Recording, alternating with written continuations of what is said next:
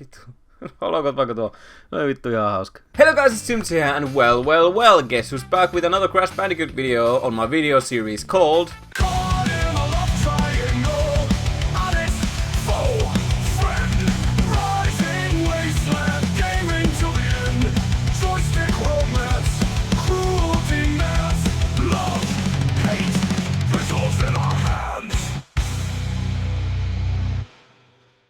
I tried to limit my Crash videos on the first 3 games on the PS1, but the ideas just get uncommon. I just couldn't resist the temptation. You can already see from the title of this video what game we're going to talk about next. So fasten your seatbelts and get ready for Crash Team Racing. Wow.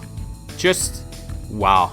I will without hesitation say that this is the best kart racer of all time, but I have a confession to make. I have never played Mario Kart or Diddy Kong Racing, but I have a solid reason for that. When I was little, we only ever had PlayStation consoles. PS1, 2, 3, 4 and 5 is still yet to be purchased, because as a family man with gaming and YouTube only for a hobby, my time is limited. So I never had any way of playing original Mario games, Sonic games and whatever was on the competing side. So, without any experience on those games, I won't make any outrageous claims that CTR is the best kart racer ever, but to my knowledge, this is the best racing game ever on PS1.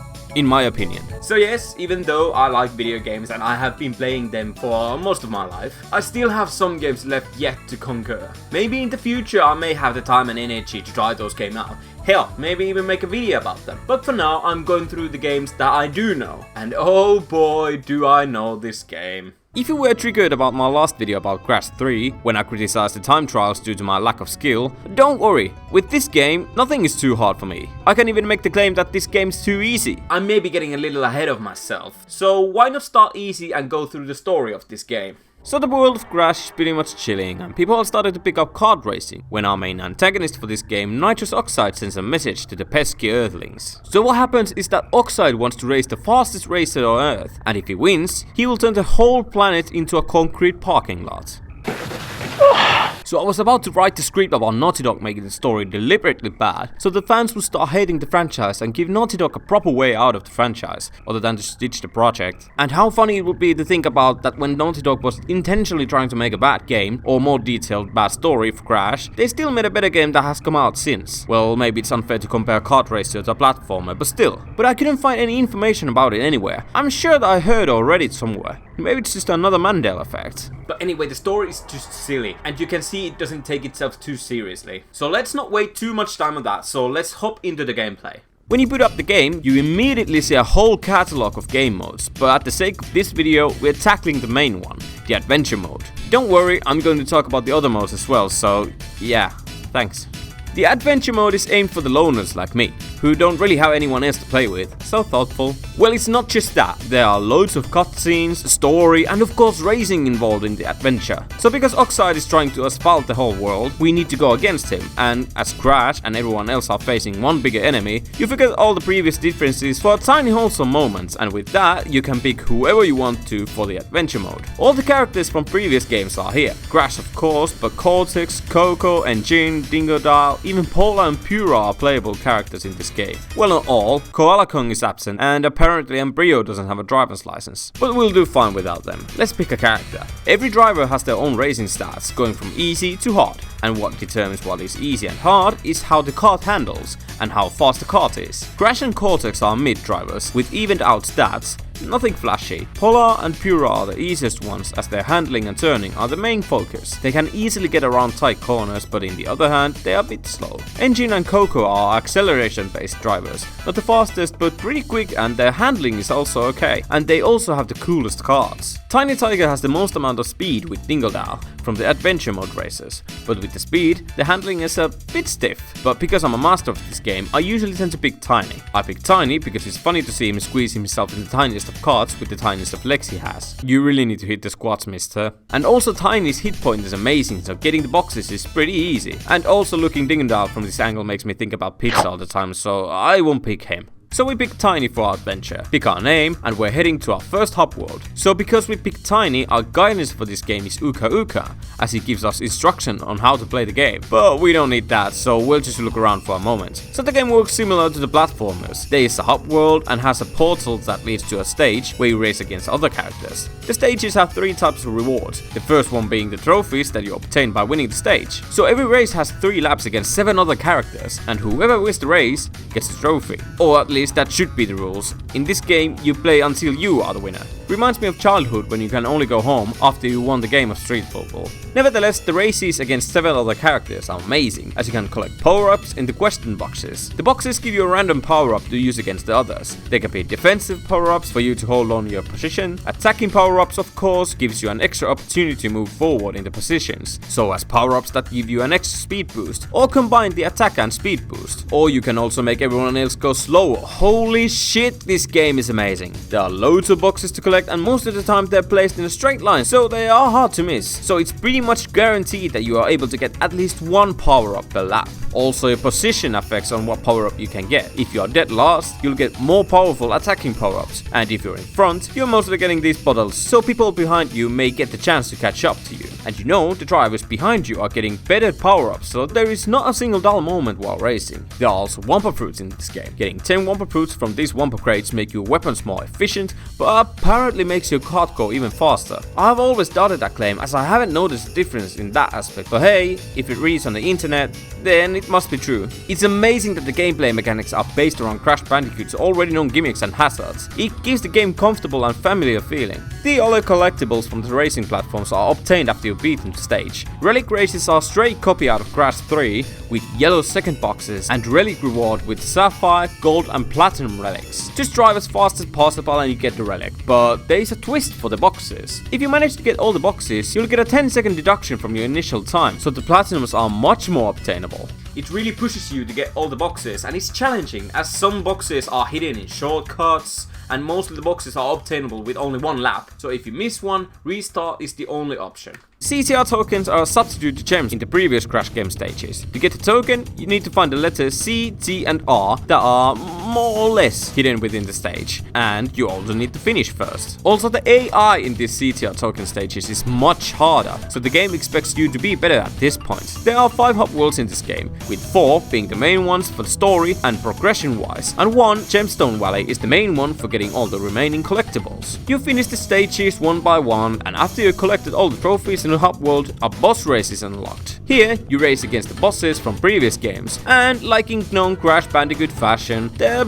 bosses aren't great. You raced against the boss for one-on-one setting. Everything is normal, except the fact that the bosses have a faster kart, and they only used 1 type power-up, and they used them a lot. The boss is to spam the power-ups like a Nigerian prince sends his emails. They're irritating, and once you go first place, you're basically riding the stage all on your own. It would have been much more fun to ride the stage with all the other people, with one massive chaos of a stage, with the bosses still performing the power-up spam. But hey, what can you do? After you win the boss race, you're given a key to the next hub world. What I do enjoy about the bosses are that in total Crash 3 fashion, the bosses taunt you before and after you challenge them. They're fully confident about themselves before the race, and after you demolish them, they have no hopes for you to save the world. The cutscenes give you a breath of fresh air, and it gives you an illusion that the game is not just a mindless kart racer.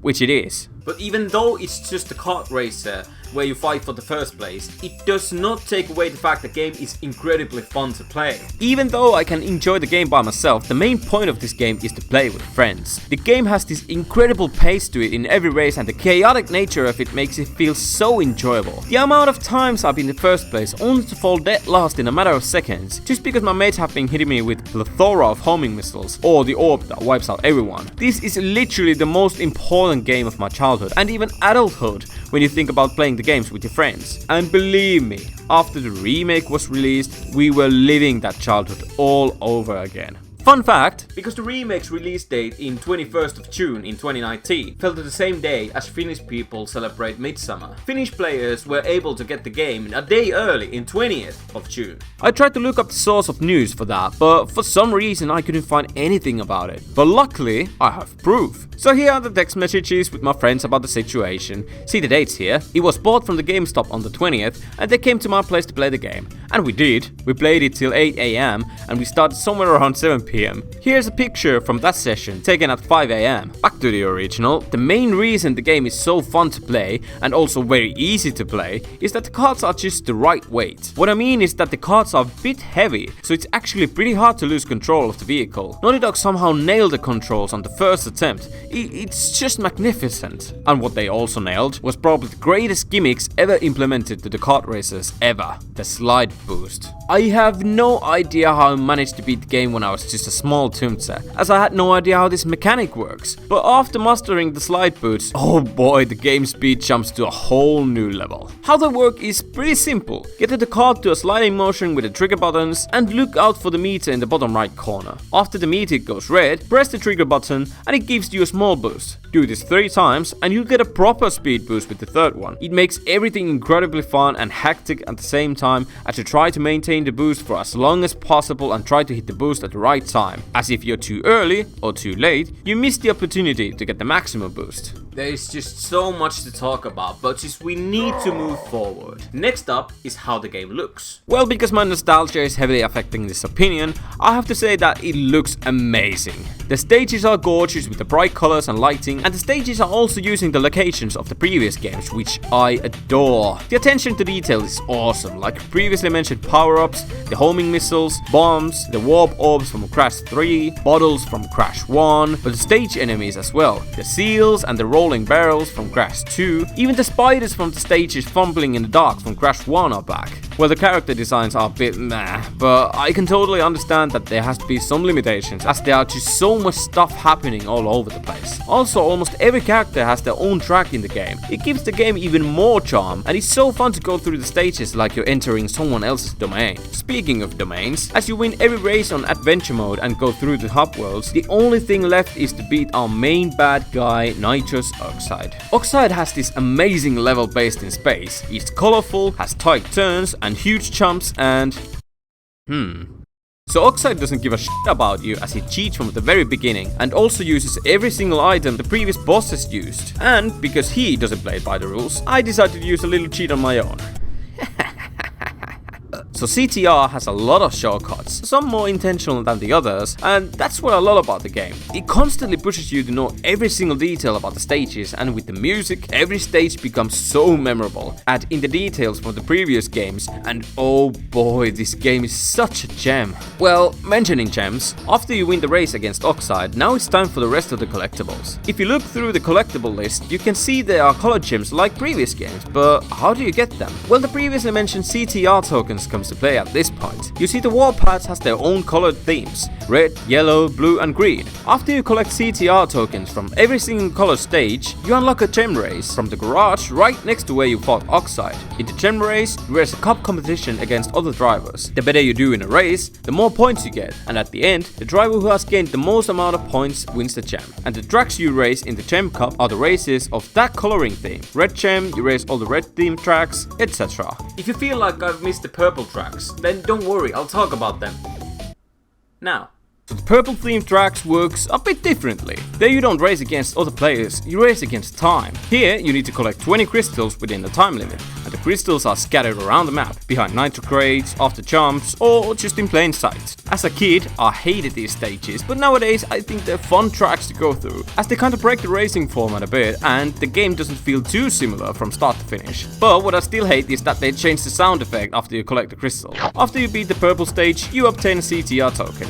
Collect all the tokens and you unlock a purple gem cup as you do, but this cup is a bit different. You race against all the bosses at their own levels, and the races are a bit harder. Luckily this time around the bosses do race normally, and they won't spam their power-ups like previously. Relic races I already mentioned, and I also mentioned that I think the game might be too easy. You want confirmation on that? Well, would you look at this? Every single stage platinum. Yes, thank you. I don't really deserve it. Really. I don't, because it's too easy. I'm serious, I'm by no means an expert in this game. I cannot speedrun this game, I'm bad at keeping up USV or reserves, but it still feels like that the times in these games are extremely forgiving. Most of the tracks I just breezed through first time, even with stupid mistakes here and there, and they didn't really challenge me that much. Or maybe my experience with this game is too much to handle. Well, as it seems like I'm a CTR connoisseur, I will give you my top 5 list of the hardest tracks to platinum at this game. And keep in mind, this is my personal list, not yours, so no need to be mad about it. If you want, you can comment your own list down to the comment section below. I would really like to see your own suggestions.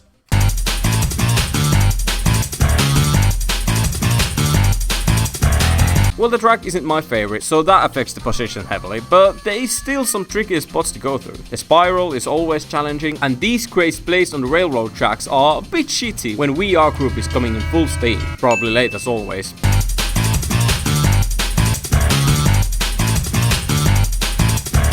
Funny enough, this track is usually one of the hardest ones to platinum, as the time crates are all over the place. Some of them are in the shortcut, which is annoying, the boxes that are in the main track are easy to miss, this rolling barrel f***s up things most of the time, but now I finished the stage in one go, so yeah.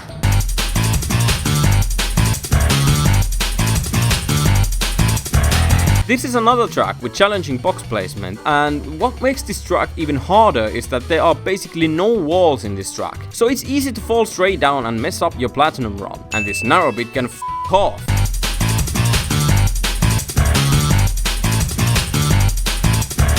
Boxes everywhere. I still don't know what is the optimal way of getting these crates behind the finish line, but I powered it through. But of course there are these boxes that can pretty much unalive your run, as the jump is pretty much a guesswork when it decides to work, if it's too low or too high. And of course all the other time crates that are placed in a way that if you miss one, restart is the only option. The blocky shape of the track is pretty challenging with some more shitty jumps.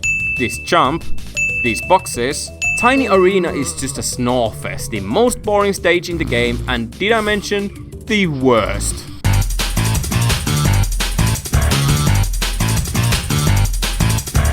This track is just cruel. It's one of the best tracks, don't get me wrong, mainly because how challenging it is. But yet again, time crates are placed in very hard positions, there are loads of crates, you are able to obtain one per lap, and this is a track that you need to get them in one specific order to get the most out of the time stops. And you're able to make 1 or 2 mistakes in the whole one, or else you cannot make it. And as you need to get the boxes in a specific order, at the final lap you need to make this last jump shortcut at the very end of the stage to get the platinum. The jump is not hard, it's piss easy, I can show it to you. I can make it no problem here. Vittu saatana. But because I'm a choke master 96, most of the times I fuck up the jump because it's the last lap, the final challenge of the race, so I crumble under pressure like a digestive. After you've beaten all the gem cups and relic races, you unlock 2 extra stages, where you need to get the relic as well. Turbo Track and Slide Coliseum are piss easy to get the platinum. They are supposed to be the secret stages of the game, but that's not very secretive to me. After doing everything, you need to beat Oxide one last time, and that's pretty much it. The last adventure Naughty Dog made for Crash Bandicoot. Wow, what a ride.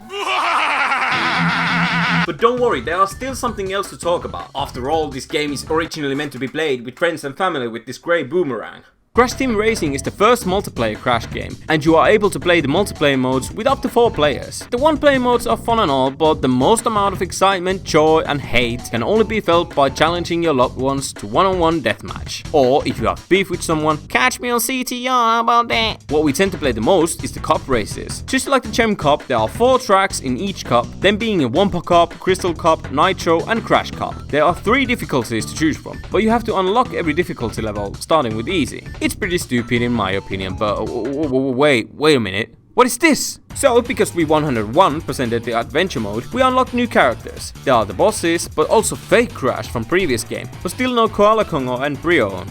So now that you have more stuff to play with your friends, you also have new characters to try out, which is amazing. So the arcade version of the cup games are 2 players only, as there are other characters as well, but the versus mode gives you the opportunity to play with multiple friends, like I said, up to 4 players. Here there are no other characters playing against you, and also some details are missing due to hardware limitations. The battle mode is the other game mode that we used to relentlessly grind. Here, you can have a free-for-all deathmatch or to team up on 2v2 battle. The rules are simple. Get the most hits to your opponent to win the match. You can choose what weapons you are able to get from the boxes, and here there are some exclusive power-ups only available in battle modes, super engines and invisibility. I have to admit, going through the game like this brings up so much emotions and memories. I would give so much to go back to those simpler times, having a wonderful time with your friends, and the only thing that worried you was the sound of incoming tracking missile that your friend launched while you're in first place. Do me a favor, message your friends and ask them what they're up to, and maybe play some video games together, even if it's online. Back to the CTR, the only thing left here are the time trial races. Here, you don't have any boxes to break. Only thing you can do is to drive the tracks as fast as possible, all by yourself. Well, after you finish the track the first time, you unlock an entropy time trial. So then you have to go through the track again to beat his time. And after that, you are able to unlock the oxide time, so now you have to go again. Sounds a bit repetitive to me. Well, that's because it is. Even though you could beat entropies and oxides times in the first go, you still have to go through the stage at least 3 times to make it count. Luckily, at some stages you have to go at least 20 times to beat the oxides times, as they are brutal. This is the most challenging part of this game, but unfortunately these aren't as fun as you race all by yourself, other than the ghost next to you. Yes mate, finally beat your time. Boom. Jesus fucking Christ. After you beat all the entropies time, you unlock Entropy himself. And after you beat the oxides time, you get nothing! Good day, sir! So apparently it was pretty much impossible to make the oxide character work in the game, as the spacecraft was too big and some of the stages were too narrow, so you get nothing after beating the oxides times. Well, to compensate that, Naughty Dog included one special character in the game, only unlockable by cheats. That being Penta Penguin. The one dingo doll was about to... yeah, no hard feelings. And that is pretty much it about this game. I'm so sorry if I left out some parts of the game, but I would be here all day if I would go through every single detail. And I feel like I already wasted enough of your time. So that concludes our first 4 Crash Bandicoot games on the PS1 made by Naughty Dog. After that, they went on to produce many amazing titles, and I think this is the best time for us as well to kind of move forward from this franchise as well. Maybe. So thank you for all of you who made it this far. It's been so much fun to talk about Crash Bandicoot games. But don't worry, I have some other video ideas coming up as well, so I'll be back soon. Well, of course, if you didn't enjoy any of these videos, so sorry, I guess. But the rest of you, thank you again, and I'll see you next time.